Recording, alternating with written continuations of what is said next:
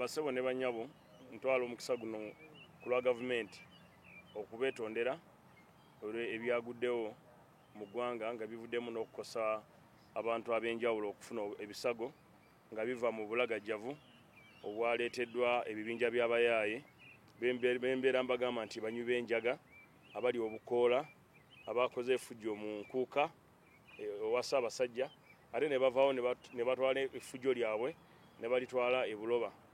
Nafunye essimu ku makya ssaawa zaabadde 11 omukyala bamuyita Namukasa yankubidde nangamba omwana we bamukubye ekikonde ku liiso teriraba. Nangamba honayo minisita nsaba kunnyamba nkubidde nga minisita w'abavubuka. Ne mugamba bamukubiddewa. Ne mugamba ne maama ng'okidde essaawa 11 nangamba nti anti munnange omuntu olina kwerwanako tumanyi mubeera bize mu aba gavumenti. Ne mugamba nedda kati kyekyabaddewo nambuulira ebyabaddewo nampa omwana nenjogera naye nenga omwana alina obulumi bw'amaanyi eriiso liyinza obutaddamu kulaba. Nabadde ndi awo nga nfuna amasimu abalaga abantu babiri ababadde mu nkuuka nga nabo bagamba babayambe essimu zaabwe bazibabyeko mwabaddemu obuvuyo ne mbabuza obuvuyo bwazze butya. So okukakana ogenda okunoonyereza nga byonna byekwasa ku muyimbi omu. Nesagala kunenya Allen Skin yeka njala kunenya ne muto wange Palaso mulijjo mumanyi ng'omusajja omusirise yayolesezza obusungu bw'amaanyi nnyo okugenda okuwolera eggwanga revenge. Nga gavumenti tubasaba mubeere bakakamu ebintu byonna bijja kukolebwa. Njogeddeko ne Ssaabaduumizi wa poliisi ate nga nayogeddeko ne Minister wa Internal Affairs jo ne mbagamba bakole ekisoboka kyonna ekisooka bateekewo okwerinda oba obukuumi wakati w'abano abayimbi bombi basooke tubafunira obukuumi. Ekyokubiri badismantling gangs zaabwe. Ekyokusatu abantu abeetabye mu buvuyo ku njuyi zombi bavunaanizibwe. Ate omuntu eyakubiddwa nga yakubiddwa ekibinja abakulembera komanda waabwe waba Allen Skin ajjanjaba abantu byakoze ki byakubye omuli bakanyama n'abantu abalala. Then ekirala nga promoter njagala okubasaba mwenna abayimbi.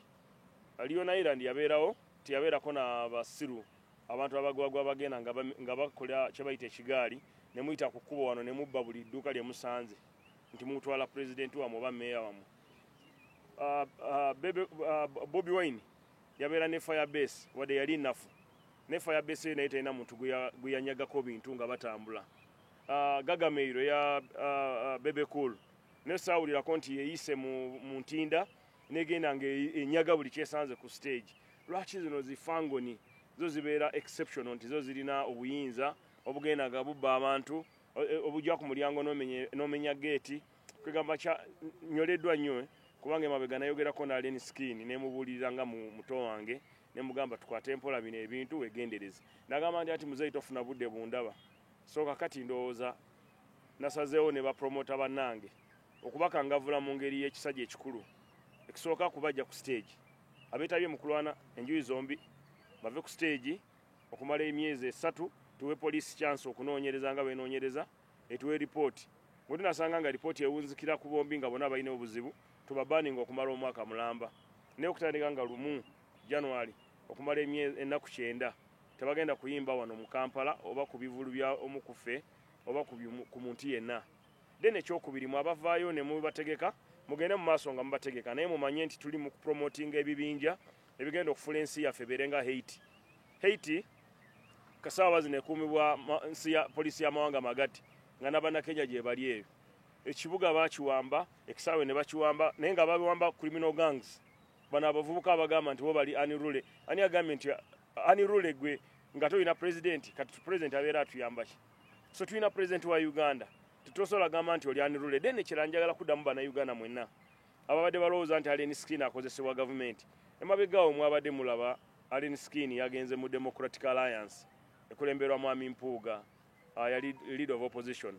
So Allen Skin akolagana ne Democratic Alliance takolagana na NRM. Kati kubulidde tekolagana na ki takolagana na NRM. Nze saagala kwogerera bibiina by'abantu abalala. Honorable Right Honorable Mpuuga muwe ekitiibwa naye nga yasse omukago era mu mukago ogwa Allen Skin yagamba nze natutte akasimu gwe naawe nosika ki ebitaano obudo oba ekido So bird of the same feather flock together. do what? Flock together. So yakyogedde bulungi, so temumuteeka ku NRM. Naye waba ayagala kusala ddiiro okujja mu NRM twagala bampisa, twagala abantu abayina empisa, abatanywa njaga, kubanga ffe mu NRM kye banywayo kyokka kabiya. Ate nga mumanyi kabiya tebakanywa nga kwette bano abannaffe abalala gwe banywa. Kuba omuntu najja n'atunula mu kamera yennaye ng'atuuyana ng'olaba kwette yafuluma, kwette mandule. So NRM yagala abantu baki? Bantu bampisa. So twagala NRM ebeere yaki? Yampisa. So nvumirira n'okuvumirira kwonna empisa embi ezayolekeddwa abayimbi baffe. Nayogeddeko ne Palaso. Palaso ye akoze ki? Ye agamba nti baaba n'akoze ensobi naye oyo mwana abadde asusse. Najja ne Bubendera n'awuuba, n'ajja mu ddwaliro nga ye musirise. Yampadde ensonga ze. Ne mugamba kati tukakane, tulekere awo okulwana tukole ceasefire. Then Alien yes namufuna. Naye era we namufuna ngenda mugamba oli suspended for 90 days. Nga toyimba bantu wonna. Abamabala mba mubayimba mwetegeka okubonaabona ebyamwe temutukubira nti abasajja baze ne basalako bbaala ne bajinyaga ne banywa ne bbiya ku bwereere. Temutubulira ebyo. Then ekirala ekisembayo njagala okukubiriza abapromota bannange nti tugezeko okolagana ne poliisi n'ebitongole ebikuumaddembe in a civilized manner, tuleme kubavuma nti balina kye bakola. Poliisi erina obuvunaanyizibwa bungi. Naye obuvunaanyizibwa butulemye ffe ng'abapromota oba ng'abazadde okubuulira abaana baffe okuva ku njaaye. Abaana banywa enjaaye, abaana balya obukoola. Oyinagana n'ogamba nti nze kino kibira tulya bukoola. N'obeera ng'obeera mu kibira ekirya obukoola. So njagala kubasaba mwenna bannayuganda mubuulire abaana bammwe bave ku njaaye, bave ku mayirungi, bave ku mwenge, baleke n'okunuununta petroli gwe banuuna oyo ku nnyindo. So nja kusaba Haji Kavuma naye ayongerezeeko ku byenjogedde. Bwe munaba mwagala oluzungu nja kusaba Mwami Bajajalu abawe teki oluzungu. I would like to apologize on behalf of government for the violence that erupted both at Nkuka in Lubiri and also in Buloba, caused by reckless gangs of young artists, Allen Skinner and my brother Palaso. Those were regrettable incidences, and I pray that those incidences don't happen again. I pledge on behalf of government we shall do whatever possible to dismantle the criminal gangs, the gangs that have been terrorizing people during concerts, the gangs that grab people's phones, the gang that beat people. Those gangs will be dismantled with support of promoters and with support of venue owners. Let us all say zero tolerance to impunity. Let's all say no to arrogance. Let's all say no to criminality. Whoever participated in the activity or in the gang activity will be arrested and will be held accountable for his action. I've had a chat with the IGP. He has confirmed that he has set up a team which will do a thorough investigation and afterwards come up with a solution, a permanent solution. Not Panadol, not a painkiller. We need a permanent solution to this. However, I'm also encouraging fellow artists and fellow promoters. I'm encouraging the promoters and the artists to stay away from drug abuse and alcohol abuse. As you could have noticed, some of us talk when we already drunk.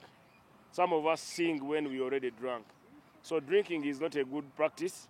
We should stay away from drinking. How long have you suspended them? We have suspended them for 90 days, effective 1st January 2025, for a period of 90 days. And during this period, we shall enable police to do a thorough investigation and give us a comprehensive report on how, who funds, the people who fund the criminal gangs should be held responsible. The people who lead and motivate the criminal gangs should be suspended. If you're a promoter and you don't put enough security during concerts, you should also be excluded. It is a four-way. The promoter has a problem. The parents who bring babies for concerts also have a problem. The venue owners have a problem for not putting sufficient security. And then also the artists have a problem. However, the biggest challenge has been the drug abuse, using mairungi, using bang, using cigarette, using powder. There's that powder they sniff, all those bad things. We need to make an end. and the importers of those bad drugs should also be arrested. And where are the drugs passing? If they are passing at Busia or at Entebbe Airport, how do we allow those bad powder or prohibited drugs to access our market to reach Uganda? So the time is now. It is a shared responsibility. The responsibility is not for government alone, but even us as promoters, even the media. Let us all not publicize criminals when they do bad acts, and you publicize them and you give them a lot of cover page, you give them a lot of media coverage, and when a farmer achieves, the other day my cow delivered two calves, but nobody wrote about it, no one even has mentioned it. But when Allen Skin beats up somebody, you are all talking about it. So let us promote things that add credit to the community, other than these hooligans. Now, we have given them a warning, and we shall share our resolution with the security and KCCA and UCC. All artists involved in criminality, all artists with established gangs should not perform for a period of 90 days to enable security, dismantle all those criminal gangs, and then allow proper music. Music should be uniting regardless of political party affiliation you belong to. Just like UCC and the government abolished people who sing divisive music, we should also abolish people who are doing committing crimes through music. Music should be a uniting factor. Music should unify our communities. Music should not be used for committing crime, destroying property, destroying cars, destroying houses, beating up people, grabbing people's phones because I'm popular. And also, I want to emphasize this. Government of Uganda has no interest in criminals as their supporters. The supporters don't belong to government of Uganda. The president, I believe in, not only once or twice, he has arrested fellow leaders, ministers, colleague ministers, who committed the crimes previously. And they send them to Luzira, and they live in Luzira. So the president cannot look on, he cannot hire Mr. Skin and Mr. Palaso to come and terrorize people in Rubiri, in Kabaka's concert or in Kabaka's end of year bash. The president, I believe in, he can't do such. So whoever is claiming that Allen Skin or Palaso, they are hired by government to destabilize or to counter NUP, that is not right. Our government believes in law, and our government wants to protect the people who pay the taxes. Because the people who come for the concert, they are the same people who consume the beers, they are the same people who are using the airtime, so they contribute a lot of money in taxes. Even at the gate collection, a percentage is given to URA. So our government cannot stand with the criminals. On the report, if the report has been due to negligence of the security forces or on our side as government, then we can extend it. If the negligence is caused by the artist, can it be banned for an extension of another 9 months? But for now, we are suspending them effective 1st of January 2025 for a period of 90 days. Those are 3 months. They will not appear anywhere. And we shall put the same appeal to MOA, to Uganda Media Owners Association, to ensure that they don't play music which is divisive. They can also suspend them off the airwaves. Then they feel the pinch that we need to be orderly. But it's a warning to all artists. Emulate peaceful artists like Sebata. Emulate people like Erishama Wamala. Emulate people like Maddox. Why can't Maddox fight? Isn't he a Rasta? Maddox would be fighting the Rasta. Mbagambye wetunaleka ekizimba ne kigenda nga kikula kijja kuvaamu ekizibu. Kati kyetusazeewo tetukkiriza kutuuka ku mupiira gwa express nga bwe gwalinga nti mukwano gw'abangi yayinga n'abantu bangi ne batandika okwekuba amayinja abantu ne badduka. Tetujja kulinda ndongo kutuuka ku eyo extent. Ate n'ekirala ne gavumenti gyendimu gyenkoleramu tegenda kukkiriza buvuyo na buyaaye buno okweyongera mu maaso. Ekiseera kituuse okulaba nti eggwanga lyaffe tebibeeramu obuyeekera ng'ate buleetebwa bulagajjavu bwaffe. So criminal gangs, omuntu abadde ajja mu kivulu n'ajja n'abantu 40 tukiweze. Omuyimbi ajja kukkirizibwa n'abamuyambako abayambi 3 baba bakanyama be 3 bamumala. Amala okuyimba tule emmotoka yagende. Baba baagala kulwana bagende bewandiise bakolenga gundi bano abaana juzi kye baakola ba guruneti balwani bafune ringi batandika okwekuba mu ringi. Anasinga tumuwe naye medo y'okukubamu n'ebikondi. Naye tojja kunywa njayo olowooza nti Uganda iyo ojenga okuba abantu ku makubo. Gavumenti ejja kikkiriza. So ekyo gavumenti ejja kikkiriza ate naffe ng'abategeezi tujja kikkiriza. So mbasaba bannayuganda tubeere bakakamu ensobi yakoleddwa yabaddewo obulagajavu bwabaddewo emmotoka bazookeza bazikubye naye tetujja kukkiriza bulagajavu obugenda mu maaso naye mbasaba abavubuka abo bakakane bato bange I appeal to Palaso and Alien Skin, both of them, to calm down. We shall listen to you, we shall talk to you in the period as you are suspended. We shall find time and guide you on how best you can behave, on how best you should behave in society. You should be examples. Many people idolize you. So now these are some of the victims. You are in Rubiri. You lost how many chairs? Bamenye obutebe meka? Bamenye obutebe bulinga kinana. Obutebe kinana. Obabadde wakavuyo.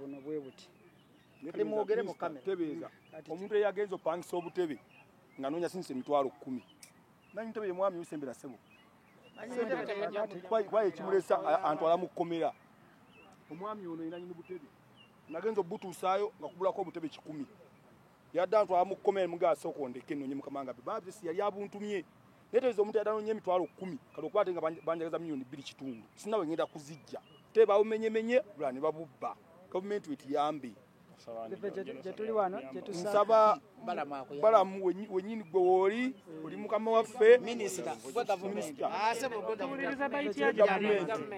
sasula butebe obwo omwami ono ekyantaaza namutwala ewange n'alabayo ne mungaasooka ongumiikize mu bakama bange sirina milioni bichi minister una akuyambe kati mu kamera naye nnoonya mitwalo 10 ku butebe kati bamumanja milioni bichi tunza butebe 10 sizirina sizirina ze mutezasira Gerard mbeera kibuye makindi kale mumaze akati nga bolo masinga kinana wa mu Lubiri babadde babulinyako abamu nga baba babukubisa abantu kati nze kyensaba zinjala kuzaawo obutebe bwange osabani nsaba mu Amabitex kubanga yakupangisiza yategese asasule the government yalesa obutebe bekasabe bamagusaba yalina obuvunaanyizibwa obwo si gavumenti erinnya gwani nze bampita Adam Musobya Adam Musobya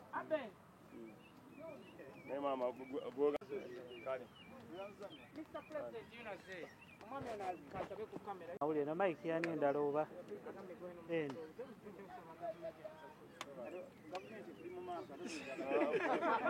gavumenti yalemeddwa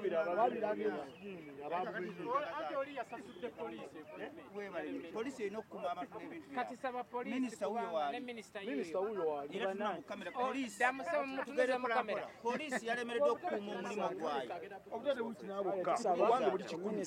gwayo batusasula obutebe bwaffe anti saba minisita yuli agambe polisi agamba minisita wa gavumenti yeyalemereddwa okukuuma abantu ate oyogera mu kamera y'omusajja kyensaba saba batusasula obutebe bwaffe kubanga bamenye kuba naffe kati obutebe twetagisa obutebe bwe twakuye ku kifaananyi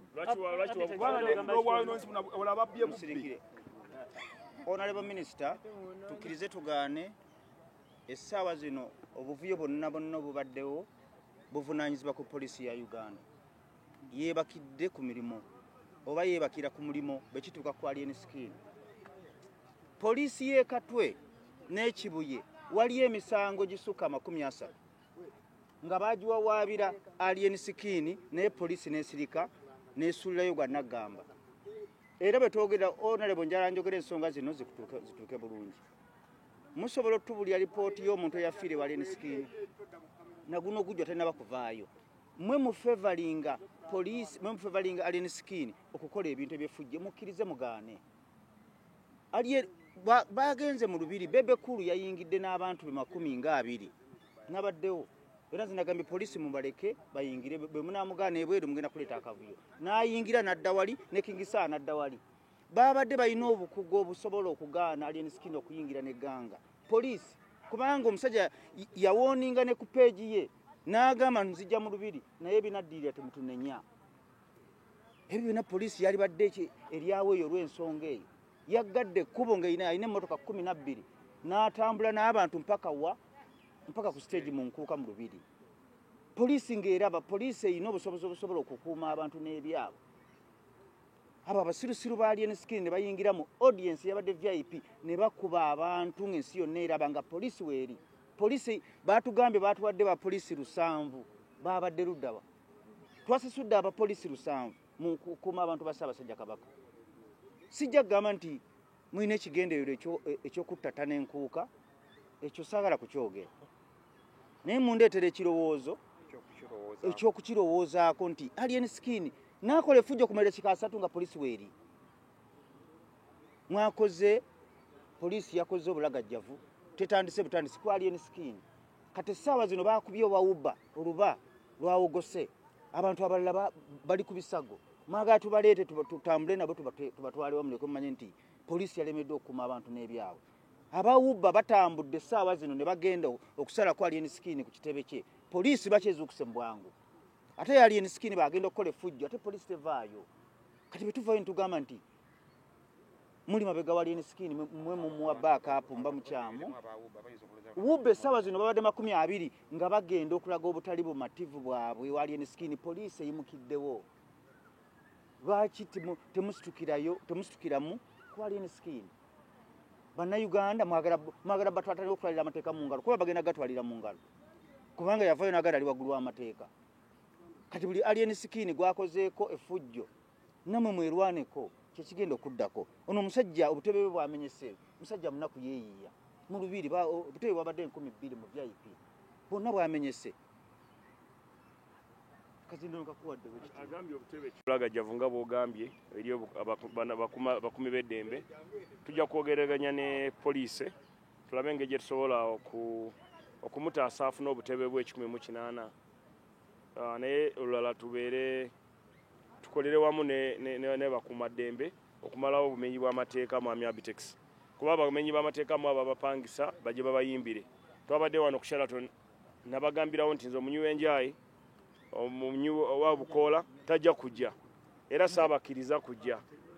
So tulekerawo okuhayaringa abantu abatumanyi nti balina ebibinja oba gangs. Tulekerawo okupangisa abantu abayaaye, ng'omanyi muyaaye ajja kujja n'abayaaye, tetumupangisa. Tubaleke bagende beepangise, bagende beekolera ebyabwe. Otherwise tujja kufiirwa abantu. Kati bano butebe bwayonoonese, waliwo abaguddemu ab'amatu, waliwo oweeriiso, waliwo girlfriend wa Bajjo yabulidde mu nkuuka tamanyi tanalabika paka kati. So byonna byonna bizibu ebiri awo biri mu bantu. Yes? Yawoninga bannayuganda n'abagamba nti tebalabyeko mu nkuuka bakirinde mu campaign. Anti yagambye babalinde mu campaign ezaabwe eza Democratic Alliance, kubanga yate omukago ne Right Honorable n'empuuga si government ya Uganda. Naye naffe tubagamba aba government tojja kukola fujo nga government nga muzeeyi waali, kuba muzeeyi asigala president paka nga akalulu kakoze ki kawedde. So president nga waali tetugenda kukkiriza fujo kukolebwa ku bannayuganda. Naye Honorable bwe yanumba ekitebe kya Nuupu nga tewayogera. Naawe nakusaa kulaba ng'oyogera. Nze nayogera. Naye nze sobola kuboogerera kuba siri mwogezi waabwe. Ate tebakosa muntu. Nemugyayo concern. Lwaki Palaso yamaze mukuba ne mulaga nti concern anti y'amaanyi. mbagambye enough is enough. Munnamawulire Mwami Bajjo, enough is enough. Osobola okukola effujjo lyo n'ekiseera bwe kituuka gavumenti ekukangavvula. Osobola okwosa emirundi 7. Osobola okukola ensobi emirundi 7. Nze njagala kusaba mukulu Abitex ye yatuleetera Alien Skin ne Palaso ye yamugoluye olwamufuula ow'amaanyi. Sebo President nkusaba ekintu kyo kizeeyo, tukuddize ekintu kyo. Gwe yakireeta Palaso ye yakikuba oluyo olwasooka ne kifuuka ebyo bye kifuuse, bazeeyo ekintu kyammwe. Ye mukulu Palaso nyina akalaboko ekintu kyo kimaliriza nga wakitandika. Jo, jemba temuyina sente. Bala mujja ebintu byammwe.